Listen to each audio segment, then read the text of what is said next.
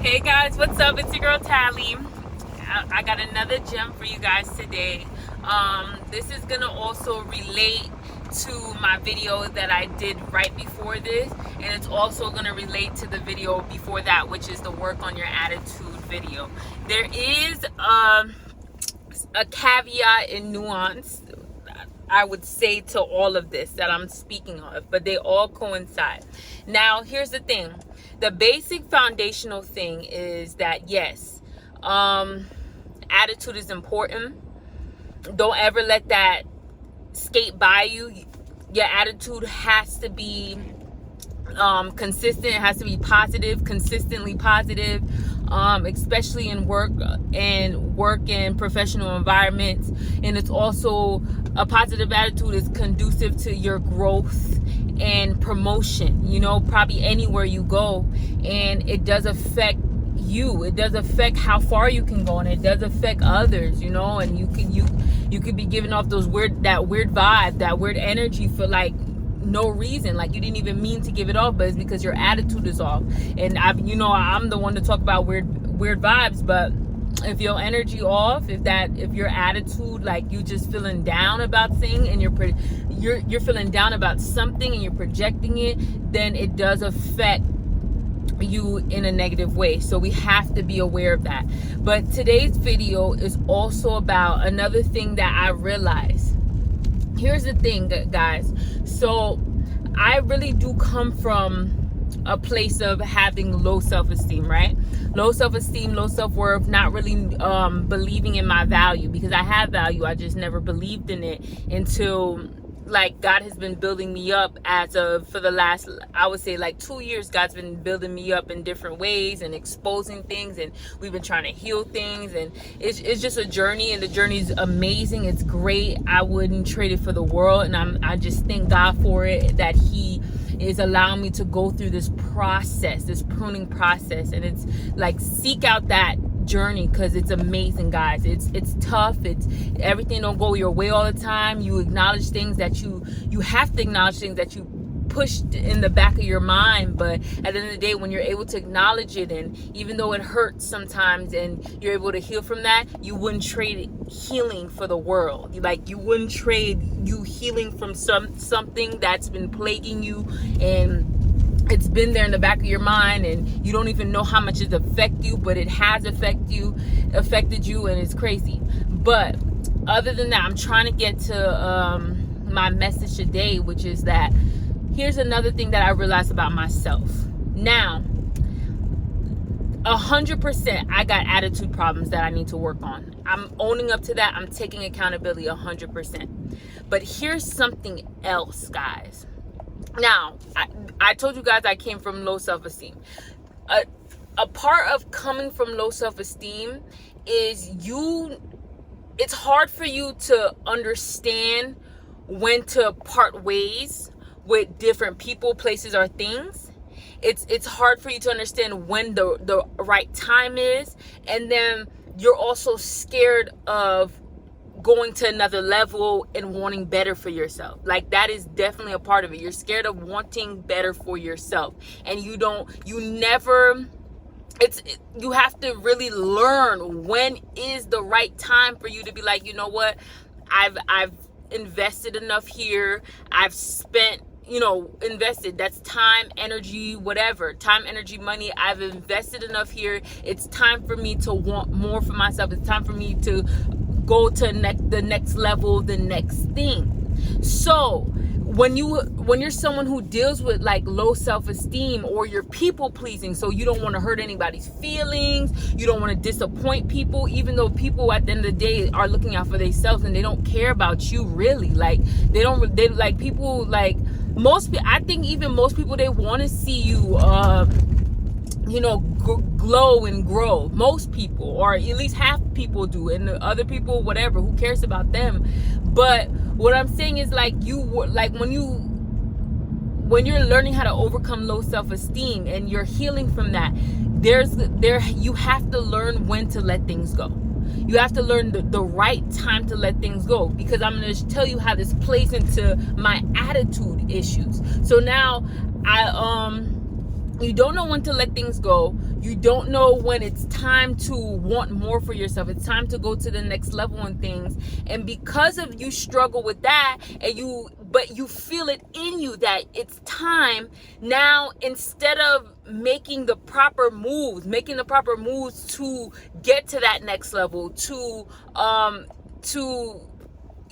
let go of whatever you need to let go of, because you can't find like the courage within yourself to do that for yourself, because you just don't feel like you're worthy of it. Now you have all this potential that God put in you, and it's burning up in you, and the potential is burning up in you, and the drive is there, but it's just that you don't have the confidence to push yourself to actually do it and actually achieve it.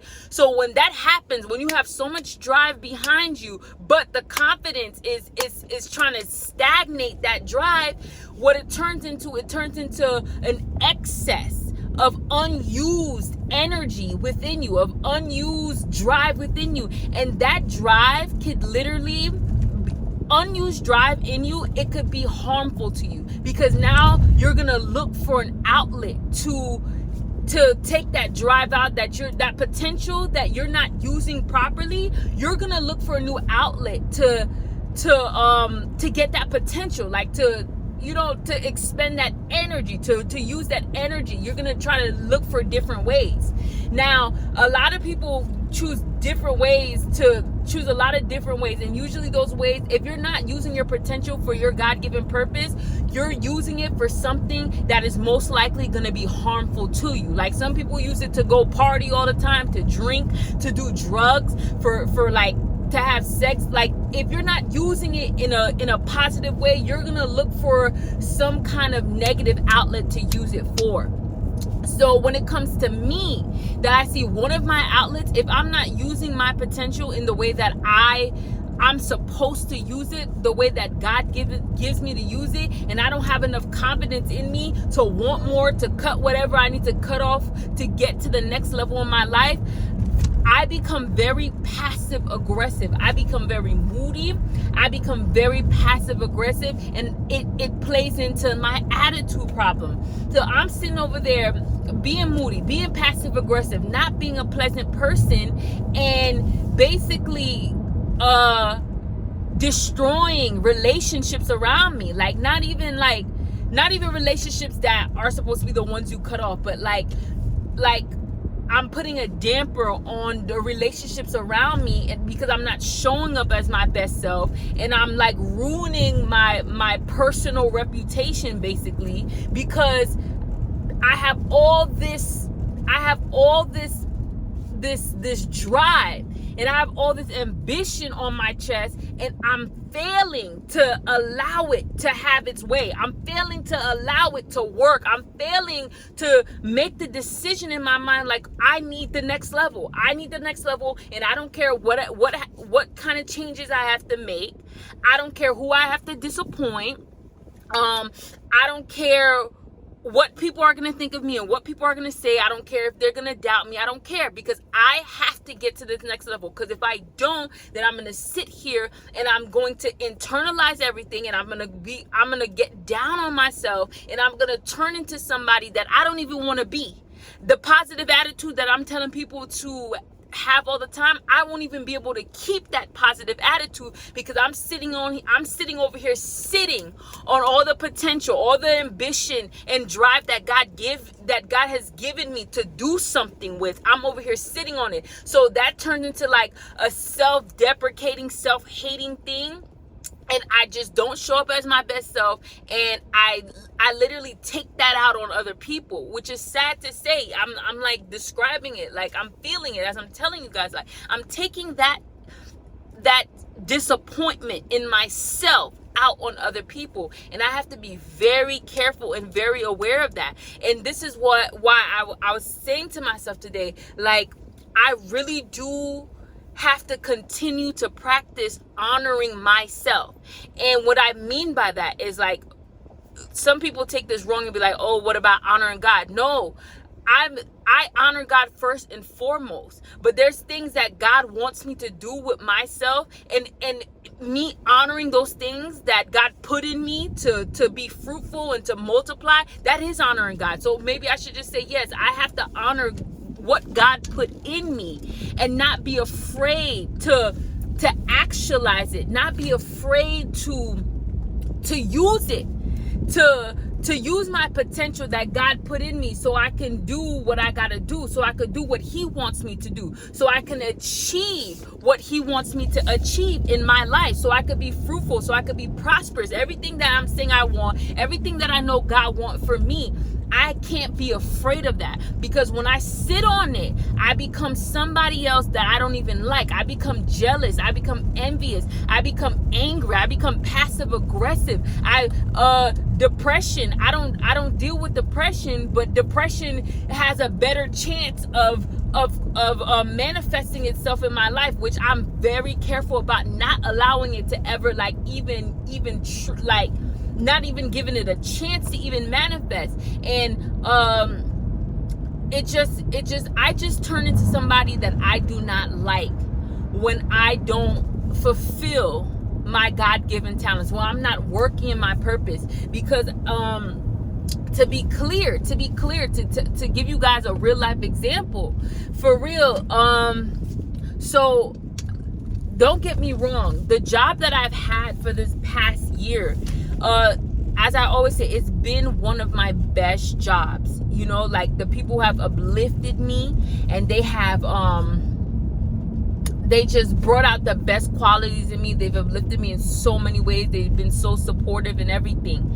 But what it is that, for real, is that, yes, this is one of the best environments I've worked at. But at the end of the day, you know, so between last year and this year, so much happened. Like, I've lost 80 pounds. I finally graduated college, you know? It's like, I became a different person. They saw me progressing, like, oh, you're not even the same when you first got here. You become something so different. Like, you've evolved into something I'm so proud of. And yes, so with evolving, it comes a time where you seek out bigger and better opportunities. That's just natural. And that has to happen. If you truly evolve, that's what's gonna happen, and that's natural, and there's nothing wrong with that.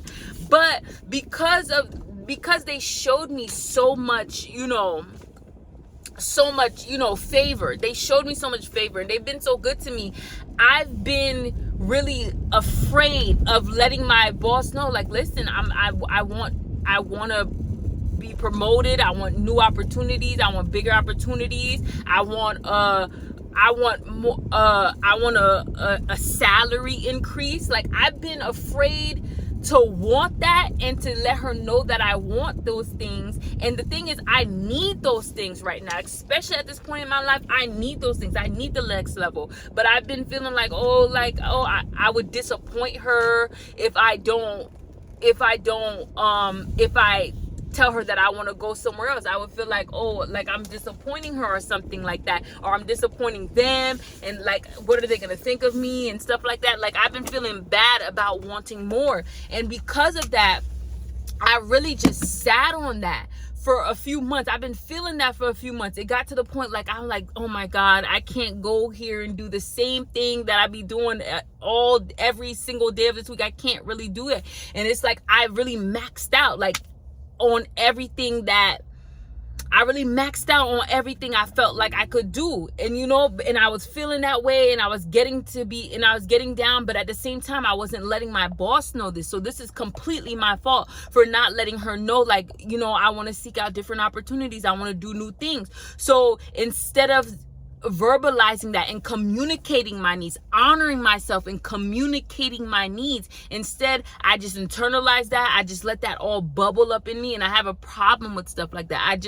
Sometimes communication, again, it's not my strong suit. Like, sometimes, like, it's hard for me to communicate my needs. Like, I could communicate about a whole bunch of different things in life, like social issues, social injustice, but when it comes to communicating my needs, for some reason I feel like people should know, and that's a terrible way of communicating. And like that's how I was feeling on the inside, but I couldn't communicate that. So instead I'm like bubbling up inside with a lot of like, that's when like the resentment starts coming in. That's when irritation starts coming in, and a whole bunch of different things start coming in. And it's like, wow, I can't even keep a good attitude. I can't even keep a positive attitude because I want more and I'm afraid to express it. So it's like I did myself a dishonor and I did myself a disservice by not communicating my needs. And the thing is, these needs are rightful needs. These are not needs that are out of nowhere or they're not justifiable. They're justifiable needs. Anybody in my position who knows their value and is not worried about what other people think and has goals to achieve, they would have those same needs as I have, except they would communicate them, and they would have probably acted on them quicker than I acted on them. But the reason like I didn't act on them as quick is because I'm not used to putting my needs first. I'm not used to communicating my needs. I'm not used to being confident and secure and I'm not used to being confident and secure and wanting more for myself. I've always wanted more, but actually making the moves to go and achieve that, actually laying hold of that. So all of that is my fault. And then I really just turned into, pretty much like a grouch. And again, all my fault, and it's all my fault for real. And it did definitely impede on certain relationships, definitely. And it's like I could avoided all that if I would just honor myself and communicate my needs and not be afraid to lay hold of what I really and truly want, regardless about how anybody else is gonna feel. Because it is true. They say when you pour into your cup, you're able to pour into other people. But if your cup's empty, you won't be able to give anybody anything. And it relates to this in a way. It's like when you can honor yourself as a person, honor your needs and see your value and love yourself, you will be a better person to other people. Because if you can't honor yourself and love on yourself, you're not going to be able to do that to other people. So me not being able to honor myself, it made me show up as a lesser version of myself with other people. So it's like you rather just rip the Band-Aid off and cause the awkwardness or whatever it is, cause the whatever, if it even got to be a little tension, cause that, then turn into someone that you don't want to turn into and do further damage that is not necessary, damage that you didn't even need to really do if you just honor yourself in the first place. So I hope you guys understand that. I'm surprised that I was able to articulate it in this way, because that was very tough for me. This is something I just realized today that I'm putting it out right now. So that's tough too, to just realize something and put it out. So let me know what you guys think. All right, you guys, it's Friday. So I'm lit. I'm like ready to have a good weekend. It's been a tough week for me. I've been going through this all week. So yeah, I was turning into what I didn't want to become because I couldn't honor myself. It's crazy, guys, but you guys have a good weekend. I know I'm trying to. I'm going to be relaxing, and love you guys. See you soon.